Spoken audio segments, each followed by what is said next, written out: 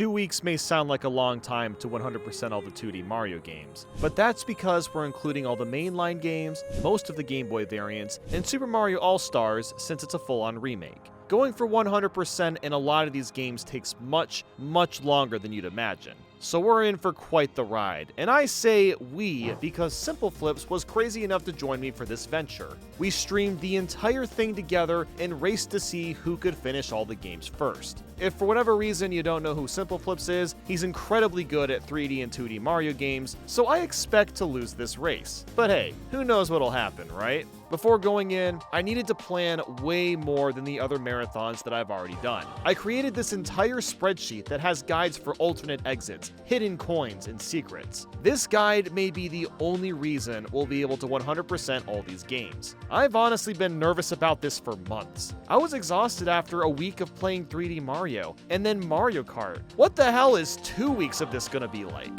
Well, let's find out.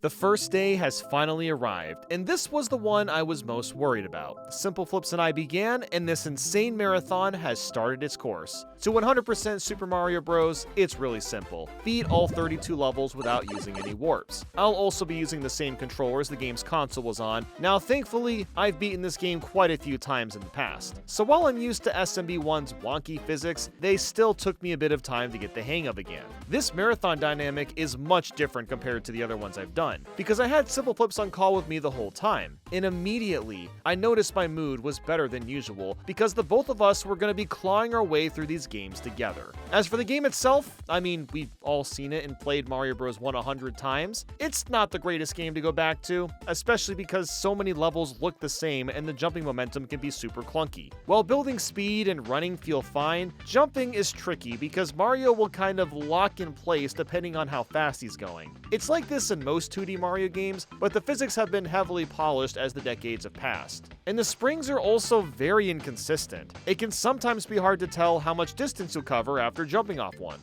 Also, if you get a game over in this game, you go back to World 1-1. Well, at least that's how it works if you don't know that you can hold A on the title screen after a game over, because doing this sends you back to the world that you died in.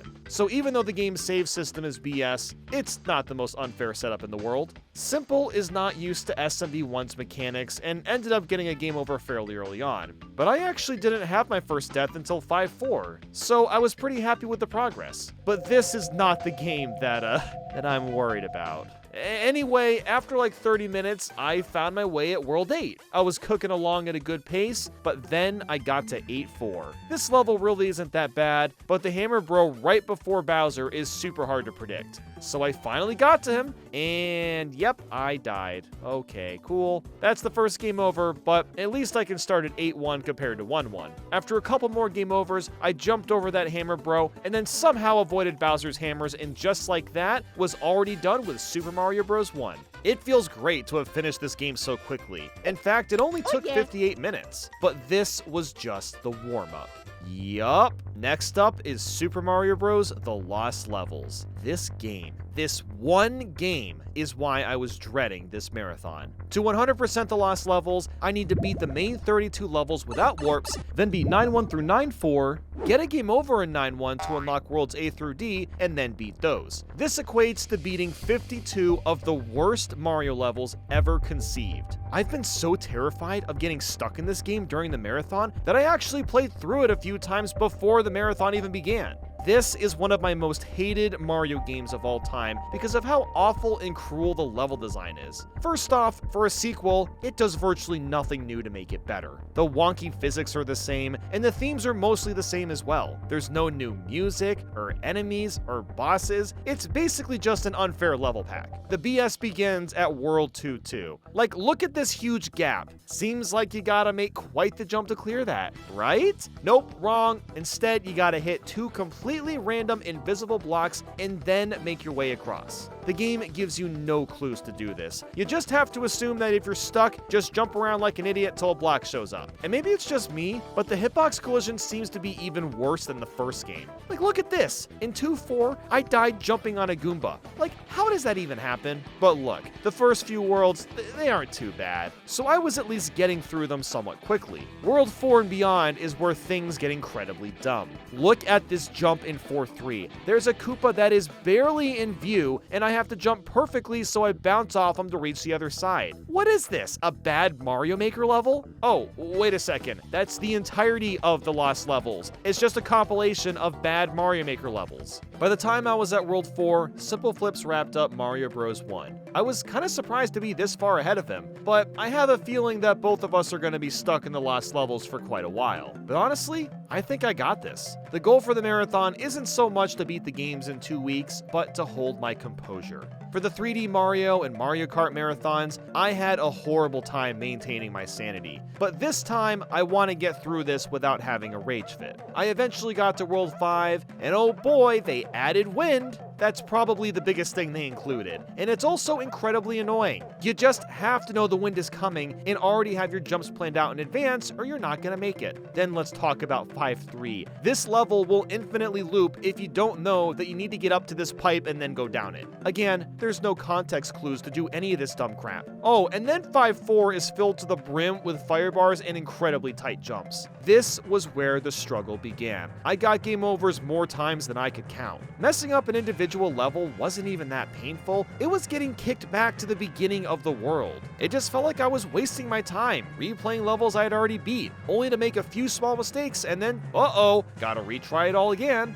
And when you play the same thing over and over like this, it's really easy to slip up more and more. It's a very common trait in games. The more tired you get seeing the same thing, the easier it is to make mistakes. But eventually, I got through World 5 and was pretty ecstatic. But I'm not even halfway done yet. Just look at my screen. This is 6-1 in a nutshell. 6-2 is complete nonsense the whole time. The bloopers and cheap cheeps are sometimes in spots that are almost impossible to avoid. Then we've got 6-3. The cheap hitboxes are so broken that I died just jumping on top of them. Oh, and also they added this block with a mushroom in it, and the only ground underneath it is a paratroopa. Wow, very cool, guys. And then finally for 6-4, you gotta take specific paths to get across, or you'll keep looping the same sections over and over. The most terrifying part of 6-4, however, was Bowser's flames. They're completely random, and there's lots of jumps where you're supposed to fully commit to them, but you also have to pray that the flames don't get in the way. After lots and lots and lots of trial and error, I did finish World 6, but not after taking a beating.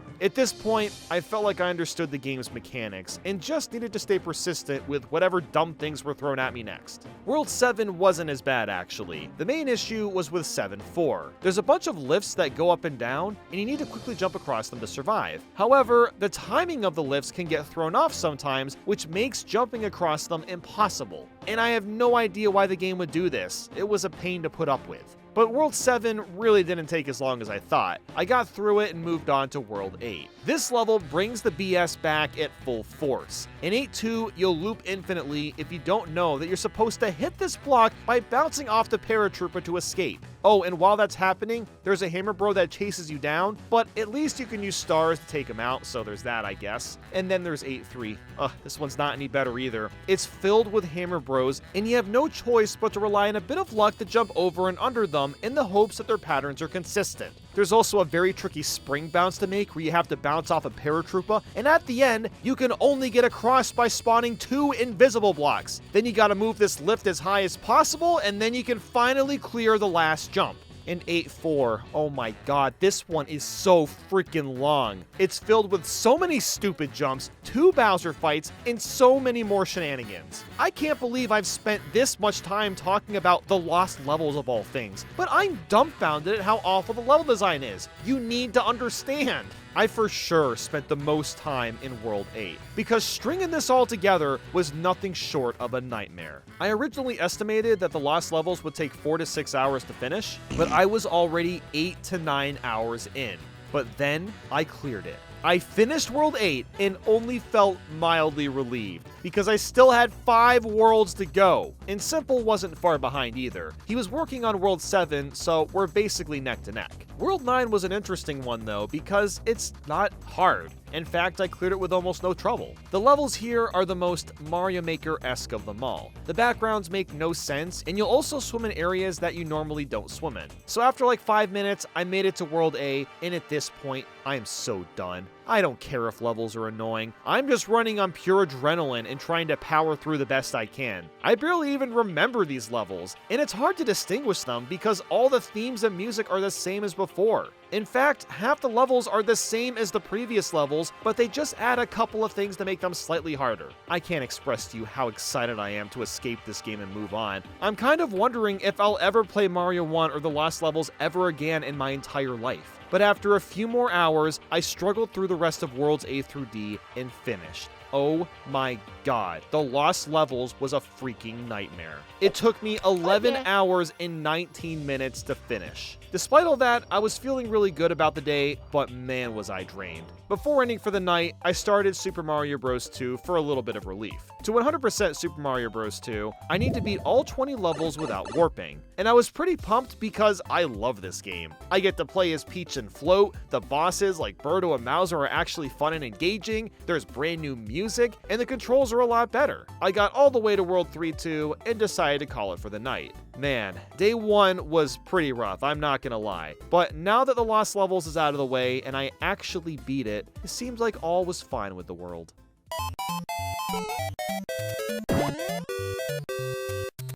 I woke up today in a pretty chirpy mood. I was feeling ready for the day because Mario Bros. 2 is a breath of fresh air. But while I'm busy playing 15 billion Mario games, why not check out our sponsor, Henkco Star Rail? It's a free game made by the creators of Genshin Impact. Now, personally, I was already a big fan of Genshin and have played a good amount of it, so I was excited to jump into Henkco. This is a free cross-platform turn-based RPG that takes place in space, and has been a massive hit with 80 million downloads in the first 6 months. There's over 30 playable and unique characters, and you'll explore a rich, semi-open world. I've really been digging this game so far. The battles are well-paced, and there's a lot of strategy to figuring out which character combos work best. I also really like the cel-shaded art style. It reminds me a lot of how the Wind Waker looks. And the 1.5 version update just dropped, introducing a new character, Argentee. He's a dashing gentleman who doesn't speak, but when he does, you can't help but laugh. Argentee also specializes in AoE attacks. His spear-focused combat with special rose effects is just as magnificent as his appearance. This update also has new ghost-busting missions, a brand new story with a new map, and Silver Wolf makes a return. You can also try out the 4-star character Hanya, who's a physical-type character on the path of harmony that can restore allies' skill points to a certain extent. Henkco Star Rail has just been crowned as the best game overall on Google Play Store, as well as the best iPhone game on the App Store.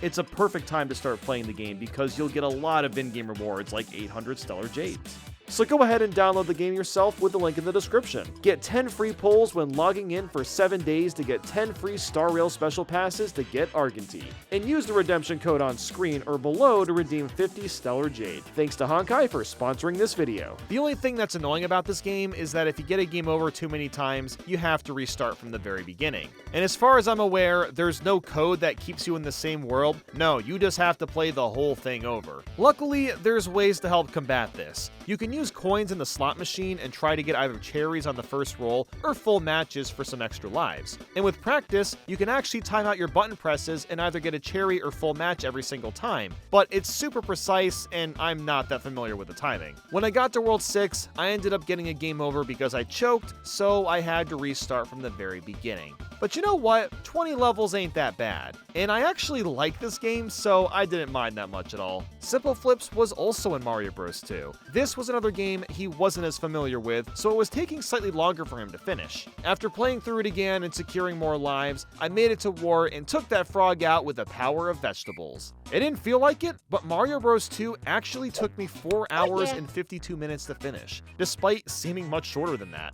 And speaking of short, Super Mario Land was the next game on the list. To 100% this one, I need to beat all 12 levels without warps. Yep, you heard that right. There's only 12 levels in Mario Land. This game has some super janky controls and it's visually aged pretty horribly, but there's something about it that I just adore. All the songs are fantastic, and the levels actually try to do something different compared to most 2D Mario games. The themes are very diverse in nature, and I like that the Fire Flower is replaced with a Super Ball that bounces around the screen until it hits an enemy. The bosses are also laughably easy. You can legit just walk around half of them and they'll lose. So because there's so few levels in Super Mario Land, this game didn't take very long to get through. In fact, I actually managed to beat the whole thing without getting a game over, which is fantastic, because if you get a game over, you go back to the very beginning. But it was definitely down to the wire. I had 1 life left and needed to get through Tatanga to finish. His bullet pattern isn't that hard to avoid, but it's also tricky if you aren't paying enough attention. But I somehow managed to finish this game in just 42 minutes. And wow, we're already at Super Mario Bros. 3. To 100% this game, we need to beat all 90 levels, which includes the 2 plant stages in World 7 and 3 hand stages in World 8, as well as collect all 3 warp whistles. We're not going to use the warp whistles, obviously, but it felt appropriate to get them anyway for the sake of full completion. Now, I absolutely love Mario Bros. 3. This is still my all-time favorite 2D Mario, and was so excited to be able to cruise through it. Everything about it is just amazing. The controls, the music, the hub world, the vast amount of power-ups, the secrets. Because the levels are so nicely bite-sized and well-made, it's addicting to play Mario Bros. 3 over and over again. And I love that while the game is full of secrets, you don't need to find them all and still enjoy playing it. It's aged remarkably well, although the graphics don't hold up quite so much. The best part of this game is saving up all your P-Wings and then just flying through all the airships in World 8. They're the most challenging levels in the game, so the fact that Mario Bros. 3 gives you an item to basically skip them is hilarious. So after 3 hours and 56 minutes, I finished Mario Bros. 3.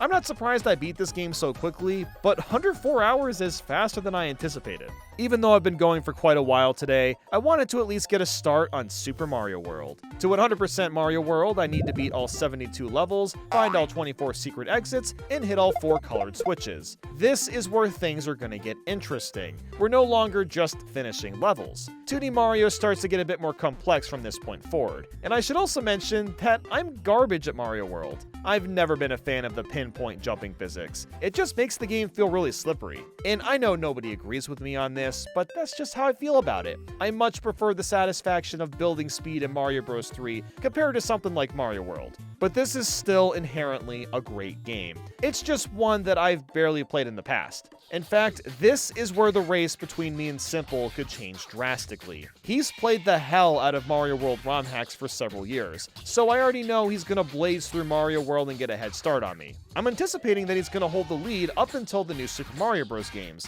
since I've got a lot more experience with those. But honestly, even if he does get a huge lead, I don't really care. I've managed to be in a great headspace this whole time, which is all I could really want. And even though I'm not good at this game, I actually made quite a bit of progress today. Thanks to the spreadsheet, I could easily check and see which levels had secrets, as well as what locations they were in. And that's one of the reasons I'm not super fond of this game. Once you get to the Forest of Illusion, I feel like it's kind of dumb that you have no choice but to find a bunch of secrets to make any progress. Now, I get if you play the game a million times, it's not that big a deal, you just know what to do, but I've only beaten Mario World once, and that was years ago. I have no idea where any of this stuff is, so thank God for the spreadsheet. But I got about halfway through Mario World and was done for the day.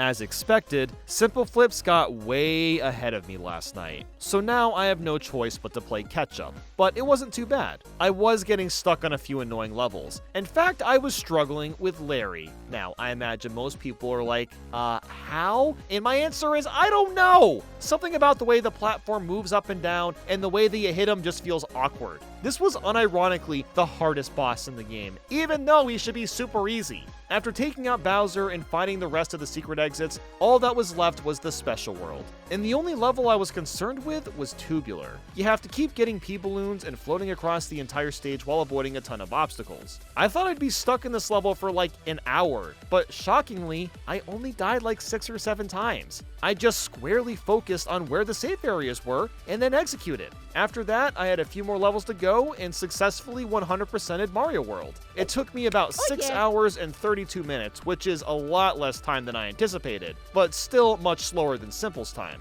So now I needed to rock. I was gonna need to play really well to be able to catch up at all. The next game to tackle is Super Mario Land 2. I decided to use the unofficial DX version that adds proper color just because it looks a lot nicer. But to 100% Mario Land 2, I need to beat all 33 levels and find all 6 secret exits.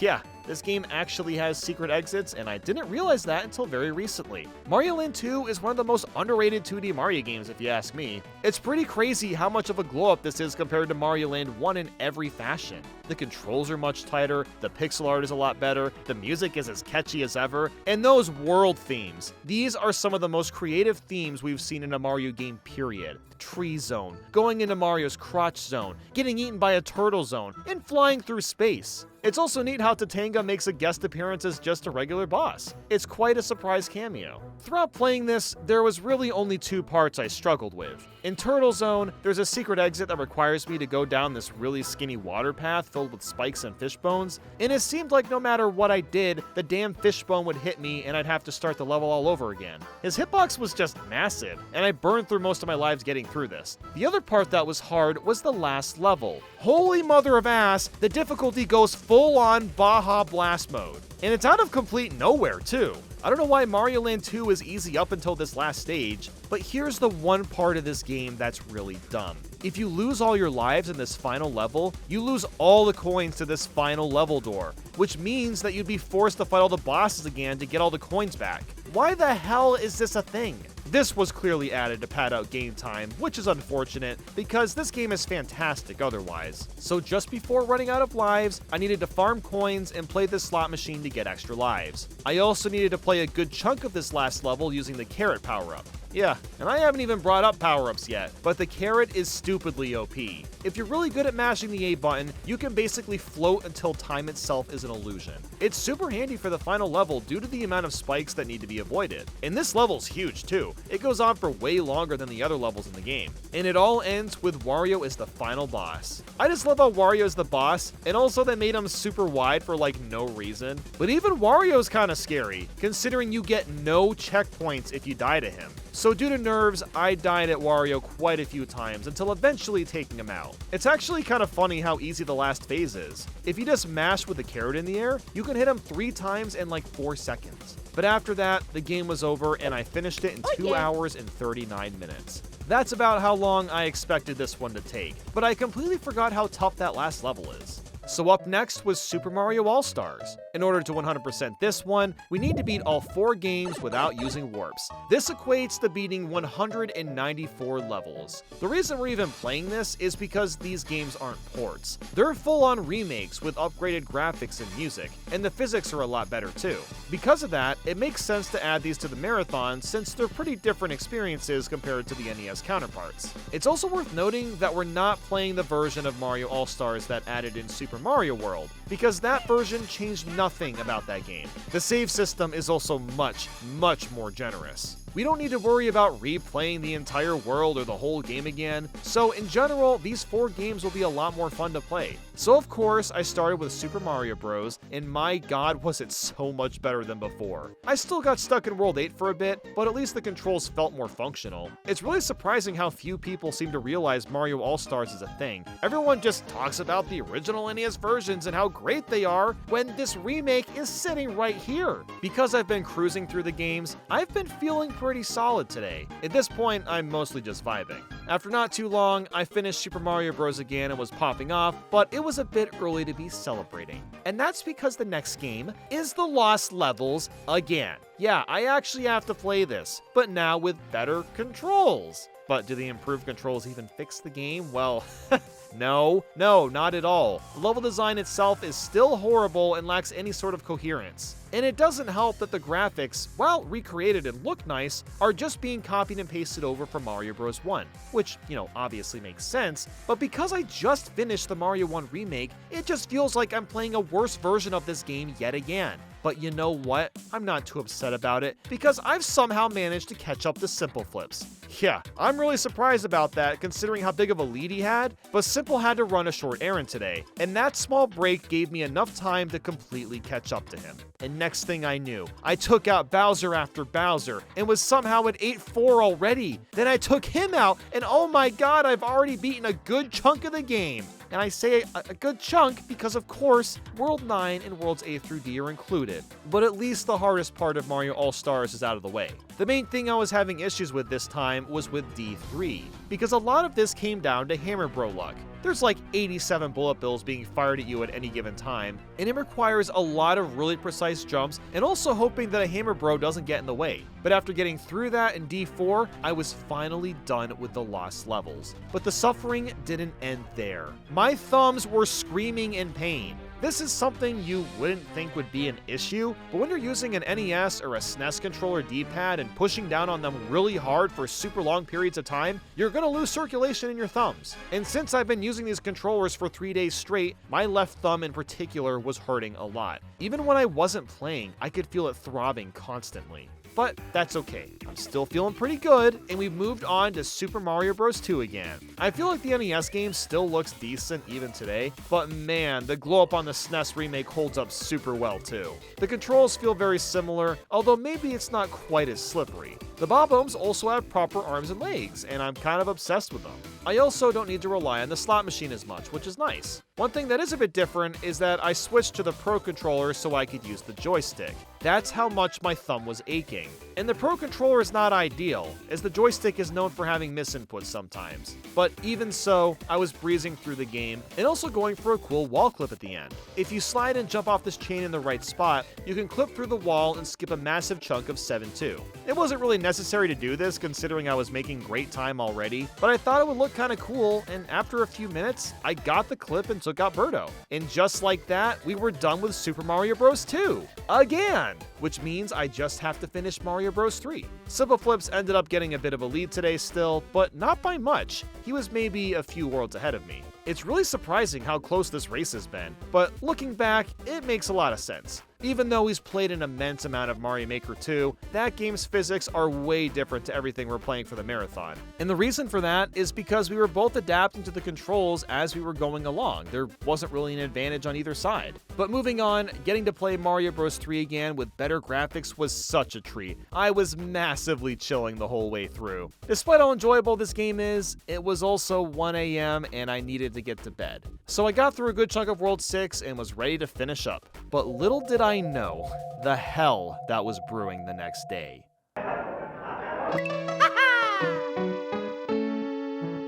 I only had 2 more worlds to go in Mario All-Stars before it was all said and done, and it was a little bittersweet.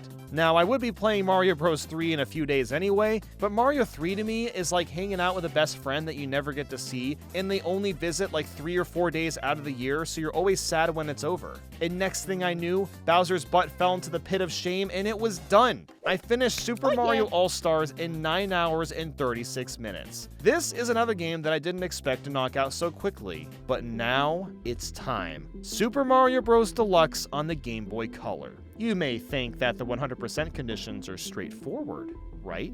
Here's what we need to do. Beat the original game with no warps. Beat it again with the star icon. Complete the Super Players game with no warps. Defeat every type of enemy. Kill Bowser using the Fire Flower in all 8 worlds. Get all the red coins / high score medals / Yoshi eggs in challenge mode, and fill the total score meter in challenge mode.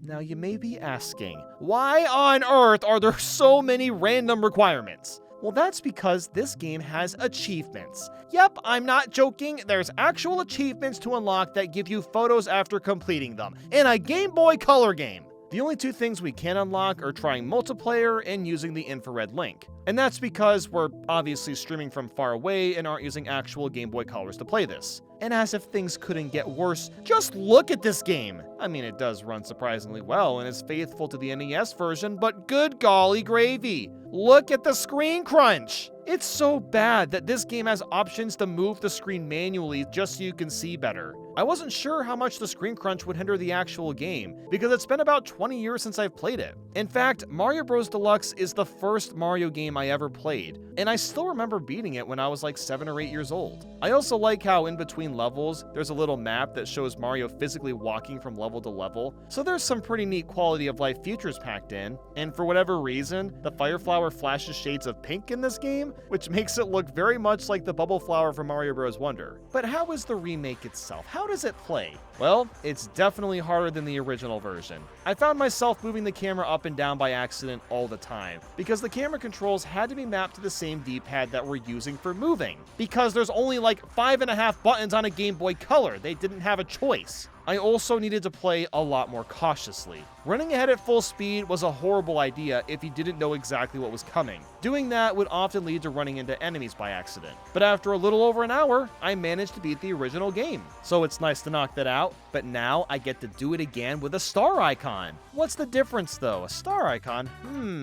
Well, basically the Goombas turn into Buzzy Beetles. Yep, that's the only difference. Now, funny enough, this so-called star mode is also in the original Super Mario Bros. If you just replay the game after beating it, but because the difference was so minuscule, we didn't bother adding it as a requirement for the marathon. But we're doing it this time because we'll unlock a photo for it. So after beating the star icon version, which really wasn't that much harder, I decided to also play and beat the You vs. Boo challenge. This is probably my favorite part of the game. The concept's pretty simple. You race a Boo across a custom-built stage and try to beat Boo to the end. In the way are a bunch of red and white blocks. Hitting the one with the face changes their color and updates the platform surrounding you. This is a ton of fun, and I'm really surprised Nintendo has never brought it back. This mode would be killer to see as DLC in Mario Bros. Wonder, even if it's just a small handful of stages. But after that, I clicked on the Luigi head and the title screen said Super Players Mode. I wonder what that is.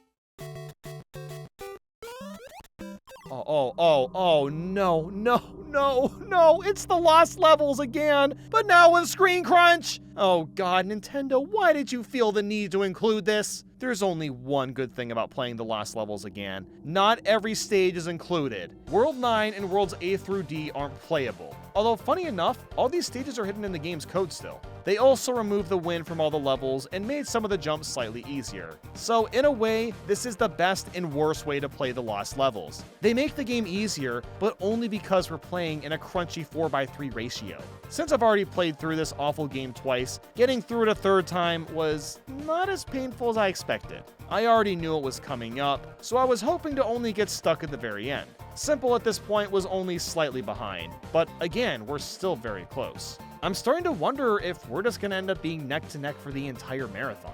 But about an hour or so in, I was now stuck at World 7, which is to be expected. These levels are so horribly designed and not fun, so adding screen crunch was not making things any easier. After being stuck in 8-3 for what felt like years, I finally beat it and then finished Bowser, and holy crap, the Lost Levels was over. I never have a reason to play any version of that game ever again, and I am so thankful for that.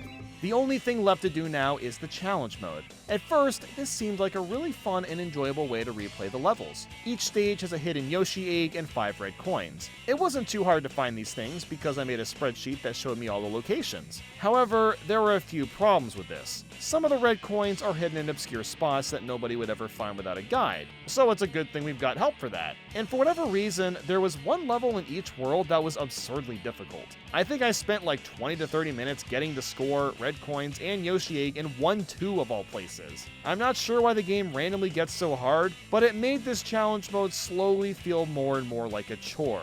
I was still in a good headspace, but I had this dawning sense that I was going to be trapped in challenge mode for way longer than anticipated. The hardest part of the challenge mode, surprisingly enough, was getting a high enough score. Some stages made this really easy, while some of them were absurdly hard. Absurd as in, you need to speedrun the level almost perfectly while also getting enough coins, power-ups, and fireworks at the end, only for you to just barely get the score you needed. Like, look at 3-2. It's demanding 85,000 points, which is crazy for one level. The only way to get it is to let the Koopas in the game hit tons of enemies in a row. Otherwise, it's completely impossible. And that's not even a hard level. Getting the score in 5-2 requires you to do the dumbest shit ever. There's not much of an opportunity to get points at all in this level, so the only way I can rack up a lot quickly is by carefully bouncing and hitting this Koopa over and over again. This required an immense amount of concentration, because one mistake with your jump meant doing the whole thing over again.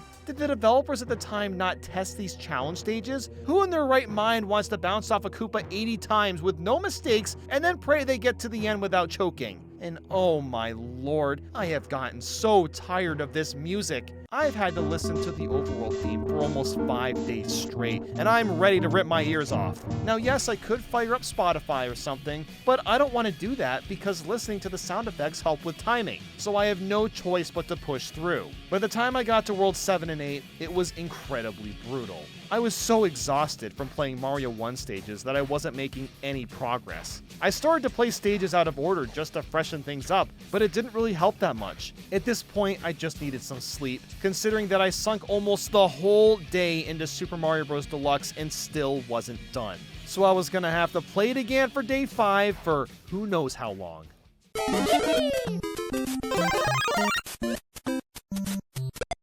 Despite how arduously long SMB Deluxe has been taking, I was in a good mood and ready to go. I still needed to finish challenge mode for World 7 and 8, and the game was still not giving it to me easy. As I was about to wrap up though, I was warned of an extremely fatal bug this game has. If you manage to complete multiple challenges at once, the game will not give you all the achievement pictures. So if I were to say finish all the red coins and Yoshi eggs at the same time while wrapping up the last level, I may only get one of those photos. So knowing that, I finished 8-2, which was the last level I needed to complete. I got the score, the red coins, and the Yoshi egg all individually. So I checked my album, and I did not get the Yoshi egg photo.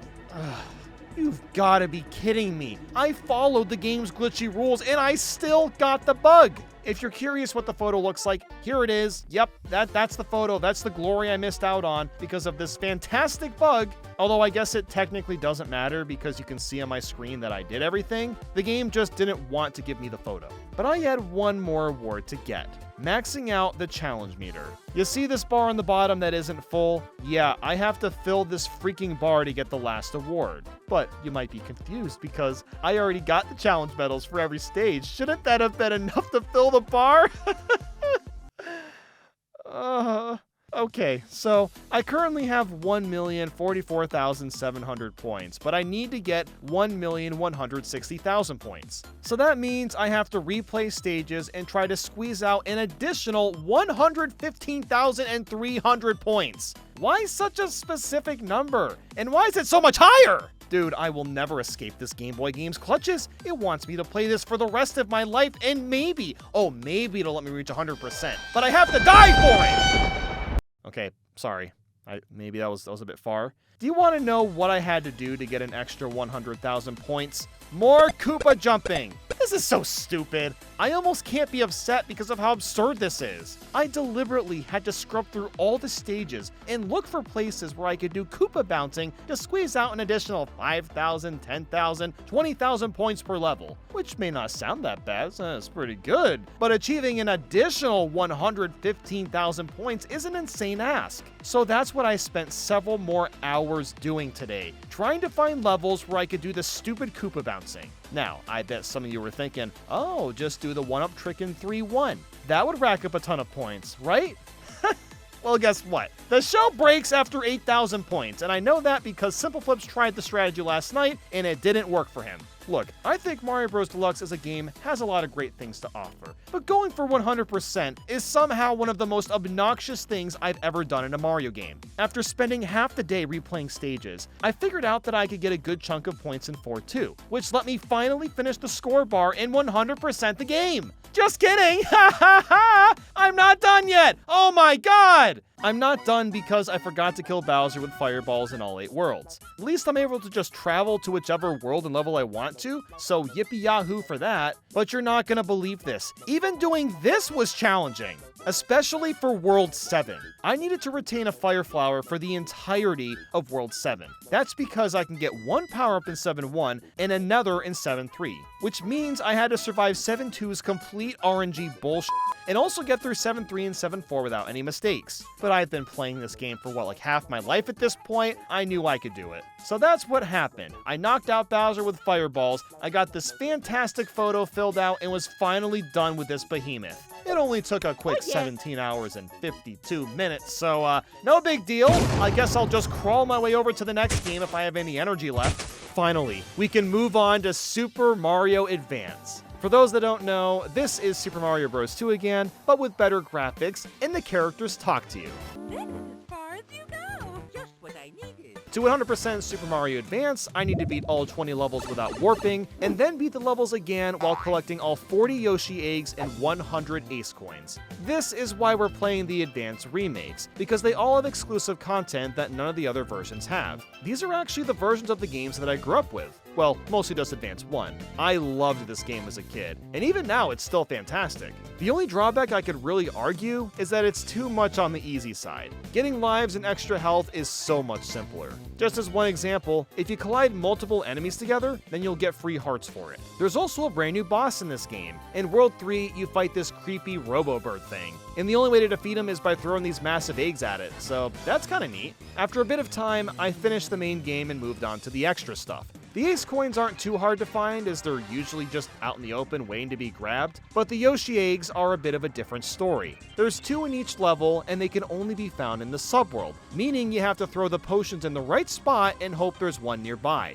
Some of the eggs aren't too hard to find, but some of them are in the most ridiculous spots. Even just this first level, you gotta drop down this pipe and grab the potion, then come back out, jump up the mountain a bit, and then you can throw the potion and get the egg. I am so glad I made a guide for these eggs, because a good portion of them would have been really confusing to find. While I'm really glad to finally have the opportunity to play this extra stuff in the Advanced series, I also know I'm gonna feel so relieved that I'll never need to do this again. I also had this really unlucky moment with the egg in 2-2 where it passed underneath the sand, because that's where I dug down and then I lost my progress. 5-1 has an egg where you have to jump above the screen to grab this mushroom block thing, then you can throw the potion and the egg will pass through, because otherwise it would have gotten stuck in that crevice. Oh, and then 5-2, there's another egg where you gotta carry a potion up a vine by standing on an enemy while Snippets are shooting balls at you. Like I said, there's some pretty annoying eggs, but it wasn't as hard as I expected. The main hurdle was that it was just time consuming, because by the time Wart gobbled down more veggies, it took 6 hours and 59 minutes.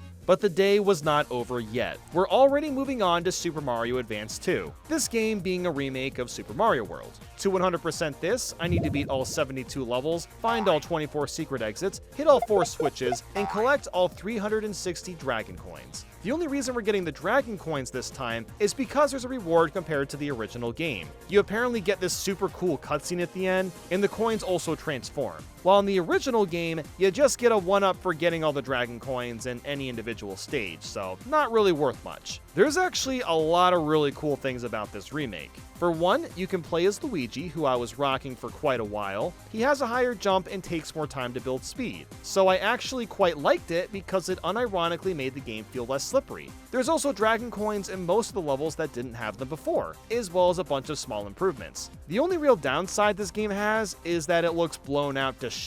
And the reason for that is this game came out when the only Game Boy Advance that existed was the one without the backlit screen. So Advance 2 had to compensate and make the whole game a bit brighter. But besides that, it's the same great game again. And even though I've never been super fond of Mario World, as you know at this point, this marathon has really made me appreciate it more. I was starting to remember where the secret exits were by just playing, which made getting through it a lot more fun than the first time. But the day was getting really late and I was getting tired, so I stopped after playing a decent chunk of it.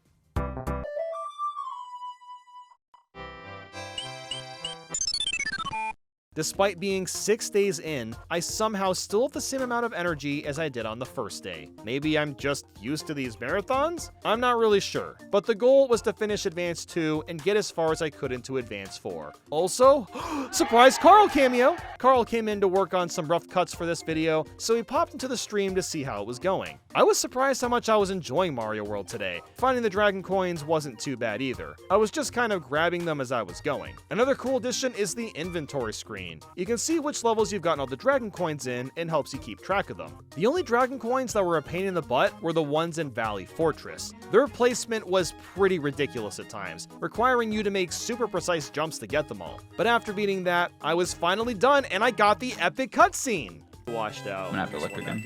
Whoa, this cutscene's crazy! What? You're getting paid! It honestly was kind of satisfying to see all the coins you get rained down in a nice pile. Mario Advance 2 took me 9 hours and 40 minutes. So it was another beefy game, but the time flew by for this one.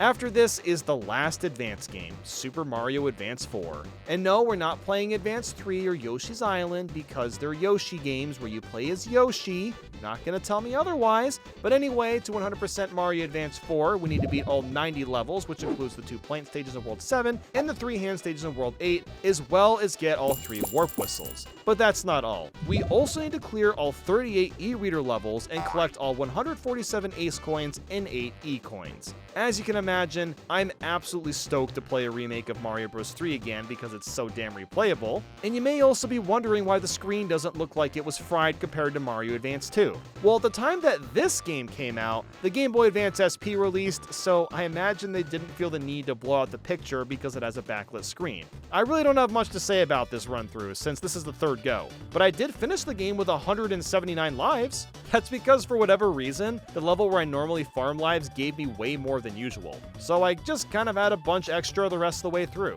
But things get interesting with the e-reader levels, because this is like playing an entirely new game. If you are familiar with how these levels work, well, you would need an e-reader and physical cards. These cards contain the actual levels, and you had to scan them in with the e-reader. Thankfully, Nintendo dropped a massive W and has given us a version of Mario Advance 4 that comes with every e-reader level without any scanning required, which means we can easily play them all. And I gotta say, these levels are fascinating. To start off, there's a small handful of remade stages from older games, although I guess it's not that surprising to see 1-1 and 1-2 get remakes, but that's only the beginning. There's several stages where you can pick up vegetables like in Mario Bros. 2, and even use the cape from Mario World. Having the ability to use different game mechanics and power-ups that weren't intended for the Mario Bros. 3 engine will always be such a cool piece of history. But we were at the end of the day, and I didn't make much progress, so I'd finish the e-reader levels tomorrow.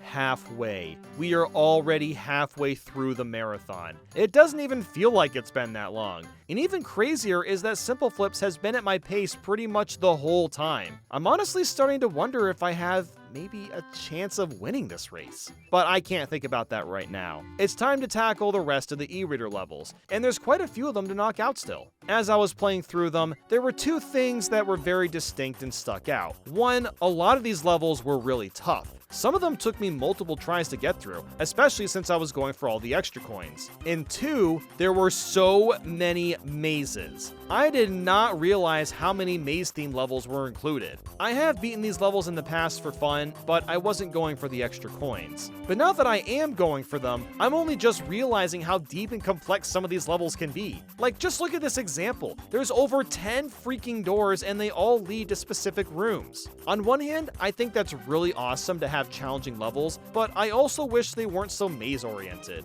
They kind of remind me of Ghost House levels, which I'm not a fan of. I'm always filled with a sense of dread when it comes to ghost houses in Mario games. I get that they're there to break up the pacing a bit, which is fine, but getting lost is never fun. It's a damn good thing that there's maps online for where to go, because I could have easily sunk all day trying to find my way around. But who am I kidding? You fight two Boom Booms at the same time, which somehow leads to them being hard enough that I died, so you get brownie points for that one, Nintendo. Even though some of the levels were confusing, I was having a blast playing through these fully. I mean, look at how crazy this Bowser fight is. The arena is completely different and changes a lot of the strategies that you'd normally use for taking him out. And my god, the level itself was so hard too. It took me several attempts. But after a few hours, I finished up the e-reader stages and was done. Mario Advance 4 took me a total of 9 hours and 26 minutes, so a bit longer than I expected. But the advanced titles were finished, and finally, I can play a 2D Mario that isn't just the 3 original NES games. Starting, of course, with New Super Mario Bros., the first of the new series, and probably my favorite of the bunch. To 100% this, we need to beat all 80 levels, collect all 240 star coins, spend them all, unlock all 5 cannons and 18 secret exits, and also beat all the challenge mode. We won't be going for star coins in challenge mode because it's actually impossible to get them all, plus the difference is so tiny in this mode that it's almost not worth doing to begin with.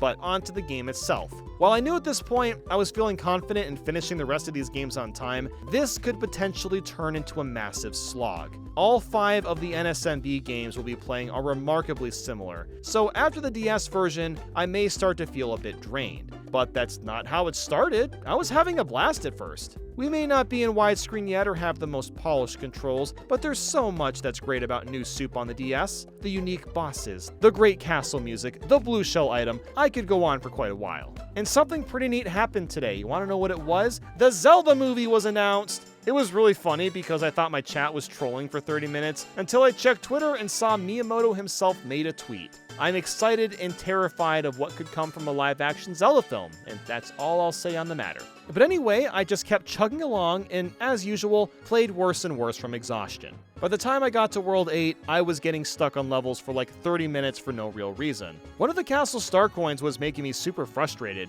and I actually didn't finish the game today and stopped streaming a bit early. But don't worry, I did play Luigi's Casino minigame for like 5 minutes. But honestly, the reason I stopped early was because I had 2 other obligations. Record a discussion with Arlo and Antdude, and play Mario Kart 8's Wave 6 DLC so I could finish up the ranked video for all the tracks. Yeah, I'm doing all this on top of the marathon. Thanks for the timing, Nintendo. I was up incredibly late trying to get this extra work done, later than I think any of the nights during this whole marathon, but I was still feeling pretty good. It was actually kind of a relief to play Mario Kart and record the discussion because it was something different. I was really starting to feel the repetition playing nothing but 2D Mario for a week straight.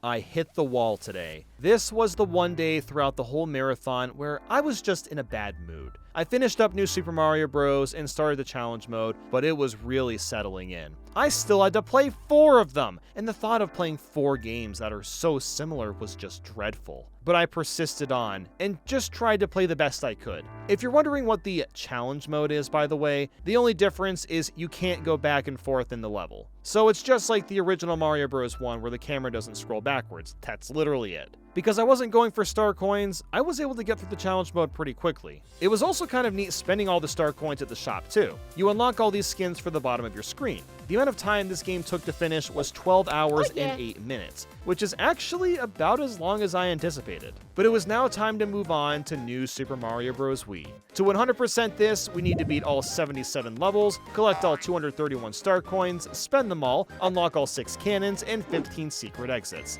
The best thing I can really say about switching to this game is that we're in widescreen territory. It'll be a lot easier to find all the star coins and secret exits that we need to get. Something I always forget too is that you can play this game with a nunchuck, which is going to be a little more comfortable than holding the Wiimote sideways. While we have power-ups like the propeller mushroom and penguin suit, this is pretty much the same game I played before. The controls are also a little more polished, and it's nice that you have a little spin jump, but you gotta do the spin by shaking the controller so it doesn't work as smoothly as I wish it did, but it's not the end of the world. The main hurdle today was just staying awake. Oh my god, this game is so freaking boring. Especially after playing 2D Mario for 8 days straight, I felt completely trapped and was slowly losing my mind.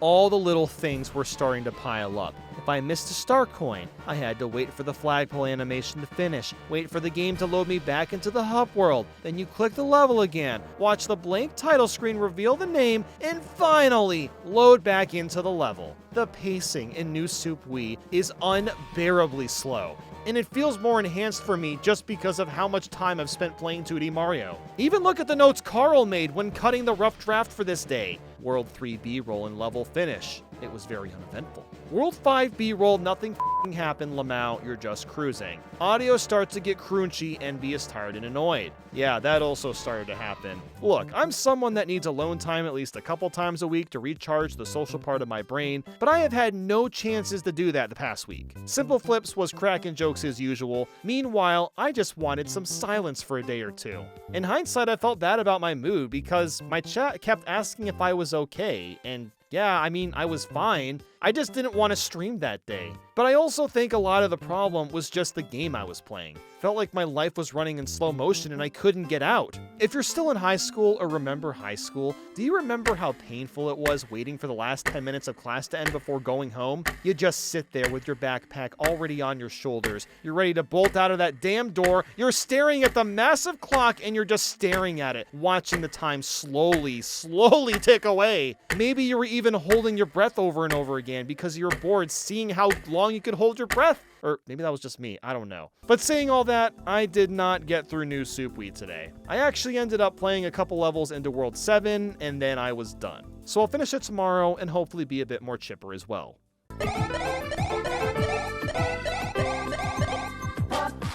Even though I wasn't done with New Soup Wii, at least I was very close. SimpleFlips ended up finishing New Soup Wii last night, so I had to play a bit of catch-up. I was also feeling a lot better today. I got a decent amount of sleep, and I was at least excited for the other New Soup games. New Soup Wii still feels pretty boring, but at least the final boss is awesome. I still think it's one of the best 2D Mario fights. Bowser just destroys all the platforms around you with his body and fireballs. It's great fun. And after that, I just had to finish World 9, which does have a couple of hard levels. I needed to replay 9-4 multiple times, which was honestly pretty painful. That's because this level includes one of the worst star coins of all time. At the end of this very long auto-scroller, I need to freeze this plant to make a platform to get into this red pipe. The only problem is that there's bob-ombs constantly dropping either on me or on the platform I'm standing on, which just so happens to fall to the ground with the extra weight. And then there's the second star coin. It's just like hiding in this corner in the most awkward spot possible, and I somehow got it with a bob-omb. I don't know how, I just did. So it was incredibly annoying having to replay this level a billion times, but eventually I did get through it.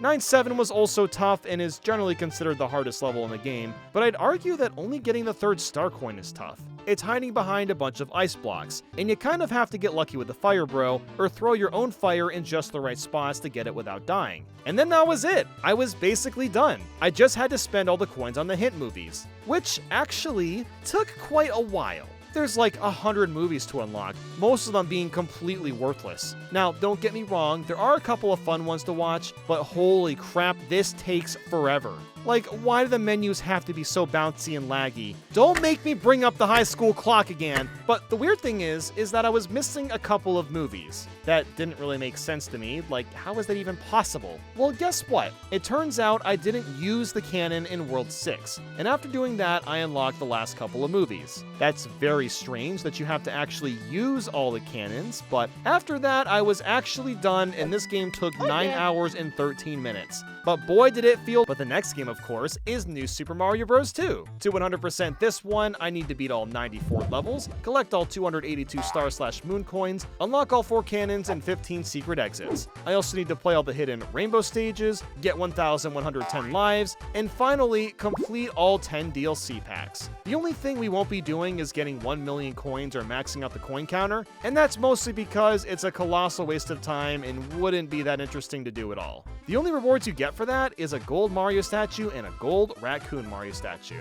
Wow, fascinating. Anyway, this game has quite a lot to cover, but I was actually pretty excited for it. Unlike New Soup Wii, I still remember buying New Soup 2 when I was in college. I was working as a pizza delivery driver for a few months and had built up a good chunk of tip money in cash. And around that time, the 3DS dropped in price drastically, and I was really eyeing up that 3DS. So I gave in one day and bought a 3DS, Super Mario 3D Land, Mario Kart 7, and New Super Mario Bros. 2. I did spend over half of my tip money, but at the time, oh, it was totally worth it. The first game I played through was New Super Mario Bros. 2, and I 100% that game in like 2 days. It was one of the rare highlights I had that year, so I'm admittedly a little fond of this title. The only interesting thing about New Soup 2 is the focus on coins. The game wants you to collect as many as possible, and as dumb as that concept is, I can't help but find it to be a really charming gimmick. The game goes out of its way to make collecting coins easy. You can turn enemies into coins. You'll smash your head into a coin block and run around. Oh, and you can't forget about Gold Mario, which, by the way, is still one of the most powerful power-ups Mario's ever had. But besides that, there's really not much to say about the game itself. I was just playing through it as usual and wasn't struggling at any point. Even Carl was losing his mind with his notes. Look, this one just says, Reznor! Yeah, woo! oh look, here's another one. Reznor! Yeah, he kicked your ass! 2 Reznor fights. And I died. Wow. Dude, hot tamale! You know, what's up with Reznor anyway? I mean, sure, it's neat that he made a cameo, but did he really need to be half the boss fights? And they don't even have his name on the Ferris wheel thing like they do in the original. It looks more bland and uninspired now. There was something else being stirred in this marathon pot that I didn't quite expect. Simple was actually pretty far behind now. My theory of getting a lead from these games has actually become reality. I was starting to believe that I had a good shot at beating him, but I didn't want to assume that yet. We still had quite a ways to go. After several hours, we took out Bowser yet again, and oh man, look at him. Woo, he's slapping those platforms like nobody has before. Oh! And then I plowed through the special worlds. After that, I just needed to grind out a bunch of lives, and I wasn't sure what the best strategy was for doing that. So I did what made most sense, looked it up on YouTube real quick, and the man, the myth, the legend appeared on my screen. It was Nico BBQ, baby! He had a short that showed me how to get a bunch of lives in this game, so using his strategy, I got 1,000 lives in about 15 minutes. Next was unlocking the rainbow levels. In order to do this, I need to finish a level in the double digits that corresponds with the world itself. So to unlock the rainbow stage in World 1, I need to finish with 11 on the timer, and then World 2 is 22, and so on and so forth. The rainbow stages are nothing special, they're just another way to quickly rack up coins if you need them. After getting all those, all I had left to tackle was the DLC. This is probably the most interesting part of the game, but also the most disappointing. While it's really neat a bunch of bonus levels were added, they're just kind of fine. They don't have unique themes or anything. Like, they just kind of exist. Now, I did like the Gold Classic Pack since it remixes a bunch of older stages, and there are a handful of levels that have cool ideas, but these are basically just more levels. The last thing I did today was attempt the Impossible Pack. I had already been playing all day, so I didn't make any progress, but I knew I was in for quite the punch tomorrow. But what has Simple been up to? Did he catch up, perhaps? Well, he kinda did. For whatever reason, he spent about 5 hours farming coins for, no reason. Now ask yourself, why did he waste such a large amount of time in a marathon? Was he giving up? Maybe he was confident he could catch up and secure the win regardless? The world will never know.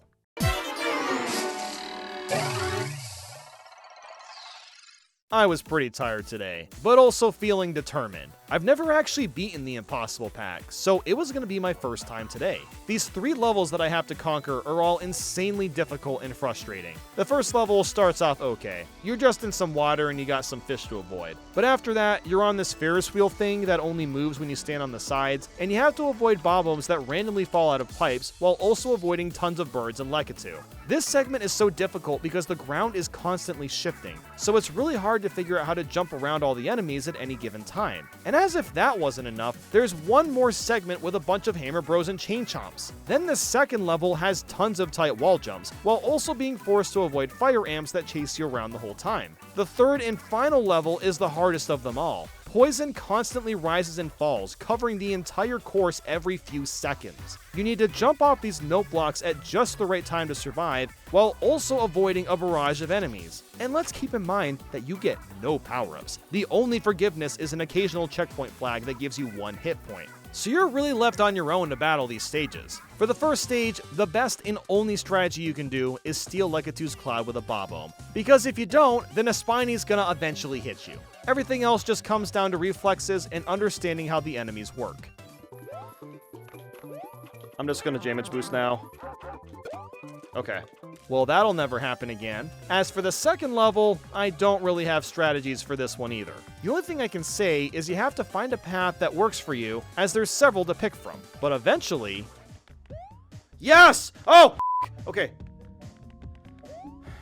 Done! I managed to beat it. The third level is so irritating. You have to land in very specific spots on the note blocks and get the right height in your jumps to survive. After more attempts than I'm willing to admit, I finally had the run. I'm just gonna go, f it.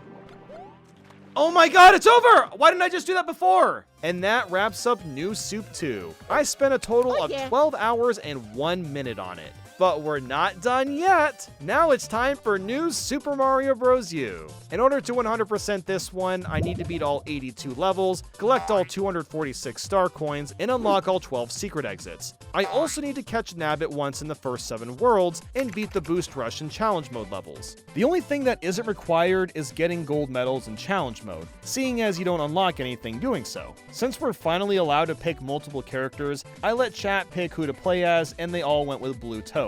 So shoutouts to all the Blue Toad fans out there, I got your back. I'll also note that I'm technically playing the Switch version just for convenience sake, but the base game is virtually the same as it is on the Wii U. What's there to even say about this game?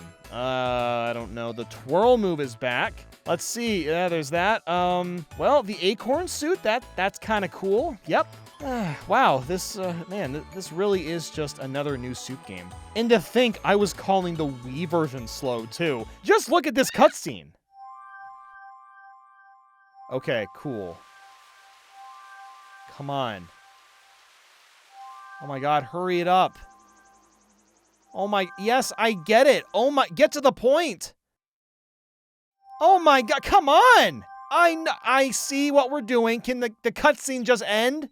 4 games into this, and I'm really feeling the drag now. The only interesting thing about getting 100% is catching Nabbit in all the worlds. All you do is find the level he's in and catch him. The point of this is to get an extra star in the save file, and that's literally it. But how is Simple doing? Well, he's still working on the Impossible Pack in New Soup 2, and at this point I'm around World 6. Maybe grinding for all those coins was worth it after all. He's probably just powering up right now. Meanwhile, I was finishing up New Mario U without any troubles. It's all the same song and dance at this point. There's no surprises when it comes to how progression is carried out or how general level design is displayed. Superstar Road was the only part of the game where I had a few struggles here and there. But for the most part, I was just playing along, trying to finish as soon as possible. But I do have to admit that it still took most of the day to finish, because these are incredibly long feeling games. Mario Bros. U ended up taking 9 hours and 13 minutes. I'm kinda surprised I had the energy to finish that while also beating the Impossible Pack earlier today.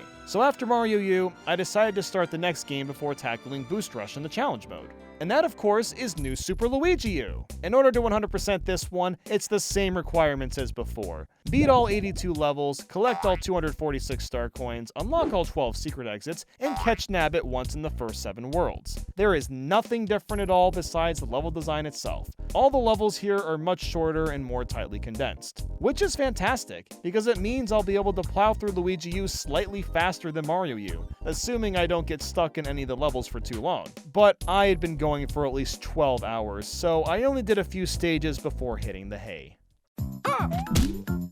Oh yeah. Guys, we're already at Luigi U, and it's day 11. I think we're somehow gonna finish this entire marathon before the 2 weeks is over, but again, I don't want to speak too soon. I could still get stuck in Luigi U, as a handful of these stages are kinda tough. And the challenge mode is also massive, but I guess we'll just have to see. SimpleFlips also managed to finish all of Mario Bros. U, which is pretty nuts because he was a bit behind. So a massive dub for him for making so much headway. Even though I was exhausted from being a degenerate for 11 days straight, I was pretty pumped to be this close to the end of the marathon. It was going over so much better than I anticipated, which made me really happy and relieved. And man, it was so nice to be playing short levels. Something else I feel like should be mentioned is just how awful some of the secret exits and star coin placements are. For whatever reason, Mario U and Luigi U are obsessed with hiding the secrets behind platforms. Ground pound through blocks you can't see. Walk through this wall. Like, it feels extremely excessive in these 2 games in particular, and I don't know why. Was it maybe because New Soup 2 and New Soup U were developed and released in the same year and the developers didn't have enough time to create more clever secrets? Possibly, but I can't say for sure. Something that was really funny was that when I was getting food, I let a cutscene play out, and without realizing, it started an airship level, and I actually managed to get a star coin by doing absolutely nothing. Something else I started doing was using my P-Wings. If I died in a level, say 2 or 3 times, I just said, "F and fired up the P-Wing. Is it a bit cheese? It sure is, but as someone that has done nothing but play new soup for days on end, I am perfectly fine with grating the P-Wing cheese for all it's worth. But I did actually struggle a bit on a level in World 5. This poison is constantly rising, and you have to jump off wigglers to survive. There's a star coin that's trapped behind these blocks, and you can't ground pound through them, so you're forced to throw a Koopa shell at the block. This took me quite a few tries, just because I was really feeling fatigued in general. After that, everything was going okay, but World 8 had a few more tough star coins. The one with a numbered conveyor belt was so stupid. I was probably doing something wrong here, but it took me forever to collect this one. After that, the only level I was worried about was the one near the end, and that was Fire Bar Sprint. This level is filled with fire bars, and the only way you can clear it is by running the whole time and jumping perfectly. However, you have to wait a tiny bit of time before you start running, because if you mess up the timing, you're gonna get hit a bunch of times and lose out on the third star coin. But by some miracle, I managed to actually clear this level and get all the star coins on my second attempt. I don't know how, again, it just felt like dumb luck, but I'll take it. The rest of this final world went well too. There was a few dumb deaths here and there, but I somehow managed to finish New Luigi U in a decent time, which is great. And funny enough, I've never 100% Luigi U in my entire life, so I've never seen the final level before. And it's pretty darn neat. I like how you just skydive the whole way down. So while the base game's over, I'm not done yet. No, I haven't even started Boost Rush mode yet, which is what I'm tackling next. I've actually never played these either, so I had no idea what I was in for. After about 5 minutes though, I figured out the concept. It's a bunch of random stages that are recycled from the main game, but they turn them into auto-scrollers. The more coins you get, the faster the auto-scroll goes. At first, I thought this was kind of boring, but once that scrolling gets fast, the game can get pretty intense. I actually had a lot of fun playing through all the levels in this one. It was strangely refreshing. So after like an hour or so, I finished that up and started the last objective, Challenge Mode. Challenge Mode is by far the best part of New Soup U, as what we have here are a ton of challenges that drastically change how you play through a stage. Some challenges want you to go as fast as possible, some want you to avoid all coins, or kill all the enemies, or avoid touching the ground, etc, etc. There's even one where you're supposed to balance on a rock for a certain amount of time. For like 90% of the challenges, I was beating them on the first or second try, but there's a few of them that had me stumped for at least 20 to 30 minutes, and I love that. It's so weird to actually be challenged in a Mario game. But next thing I knew, it was over. I actually finished New Super Luigi U and all the challenges. I never felt like I was gonna escape this series, but it's over and I can actually move on. And if you're wondering, it took 11 hours and 15 minutes.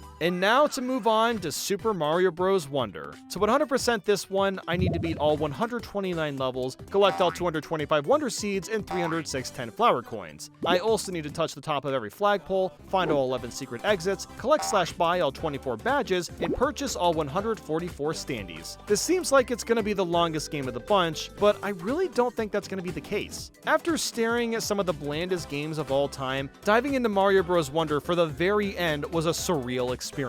Finally, I can play as a goddamn elephant while collecting seeds that mess up the levels, and there's wonderful talking flowers. I actually changed the language of the flowers a bunch because why not, right? While this is a pretty meaty game, I had a couple of ideas to optimize my time playing it. Something I ran into playing for the first time was maxing out my purple coins. I actually want to prevent that as much as possible. So what I did was make sure I was constantly spending my coins on Wonder Seeds and badges when I got the worlds, but also spent a lot on Standee's Surprise. This is a cheaper way to get standees compared to buying them in the special world, but the big difference is I can get duplicate standees if I'm not careful. But with 144 standees, I started to use Standee's Surprise to save money and time, and actually managed to get around 50 to 60 before I was running into multiple duplicates in a row. So I believe just doing that is going to save a ton of time. But I made it to World 2 and called it for the night.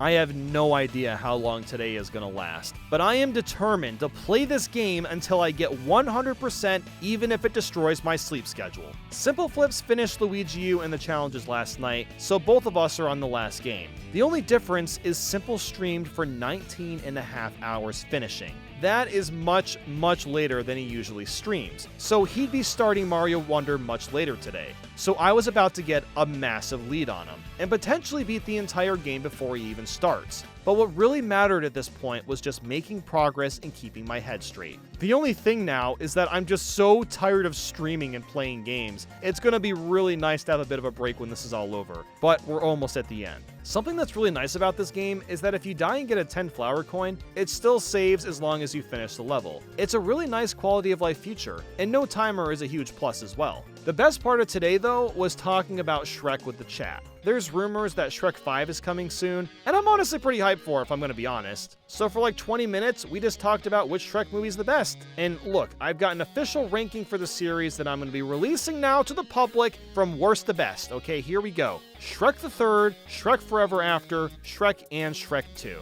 It's the only correct way to rank these films, and you can't tell me otherwise. But yeah, by the time I got to World 3 and 4, I made my way to the standee shop in the Special World to start spending coins on the individual standees. Even though they cost 30 purple coins compared to 10, not getting duplicates makes it worth it, and I've already collected so many as is. But from that point, I was schmoovin' through Wonder. I was actually surprised at how quickly you can get through the worlds if you get all the secrets you need in one go. After about another 3 to 4 hours, I made it to the final Bowser fight. The bosses are by far the most disappointing aspect of Mario Wonder, but at least this final boss is super memorable. It's not hard in the slightest, but what Mario game has ever had a hard boss?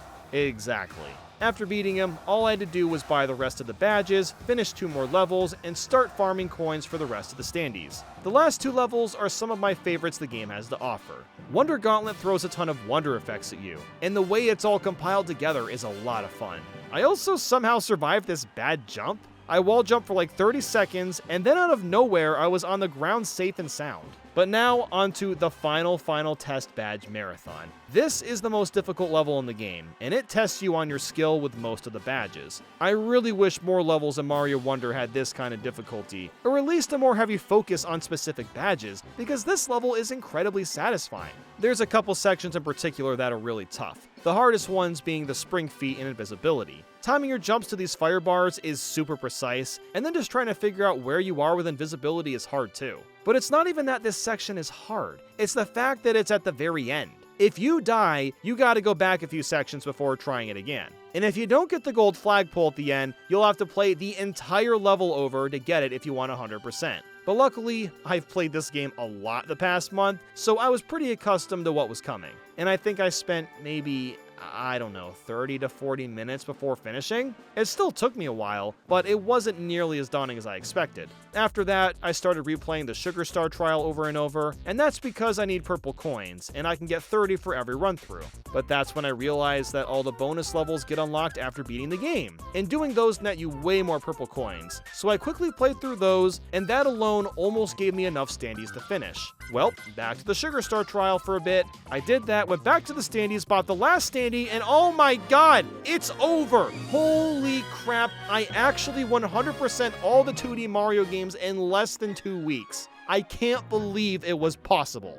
And it only took me 9 hours and 44 minutes. And what a relief it was to be finished. We completed this challenge with 2 days, 16 hours, and 26 minutes left, meaning that this challenge took me 11 days, 7 hours, and 34 minutes. And SimpleFlips didn't take much longer either. He also managed to 100% the entire game in one stream, so both of us finished in under 2 weeks. This was a crazy, exhausting, but also enjoyable grind, and I'm excited to do the next one. We're finally going to tackle 2D Sonic next, so with that, I'll see you next time.